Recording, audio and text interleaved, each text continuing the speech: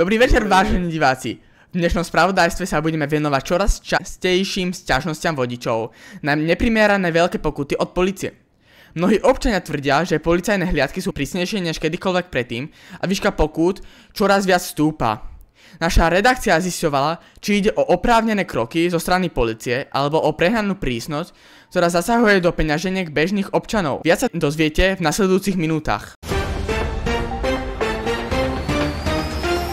Dneska tu máme dvoch pánov, ktorí sú ochotní vyjadriť sa k tejto nečakanej situácii. Čo hovoríte na situáciu, že polícia dáva veľmi veľké pokuty a okradá vás o peniaze a benzín? No to, že dávajú veľké pokuty, to už akože je tu normálne, to už vieme, len nevadí ten ich prístup, si myslia, že sú akože niečo viac jak my, si úplne dovolujú. Pred chvíľou sme tu proste boli s kamošom, s týmto sme si trochu vypili, jak normálne chlapi a začali tam po nás len tak strieľať. Toto je normálne, prosím vás? Akože keby mi nedávajú pokuty, lebo ja som slušný chlap, ale aby po mne strieľali policajti. Toto není normálne, tento štát.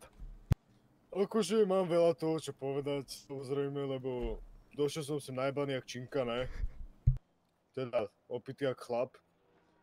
A opýtam sa pani policajtky, že koľko hodín, a on mi povie, že sa vás spakovať iba za to, že som bol opitý.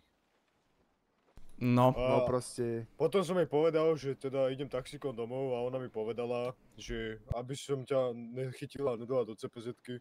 Klasický deň v Los Santos. No, tak, čiže začali aj strieľať, ako ste mohli počuť. Strieľali, obťažujú občanov. Boli tu so mnou dneska aj dva ochotní páni.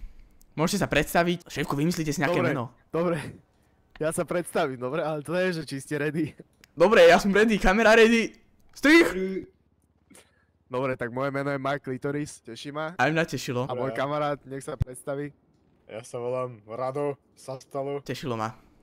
Dobre. Tak, čiže toto bola dnešná reportáž o polícii.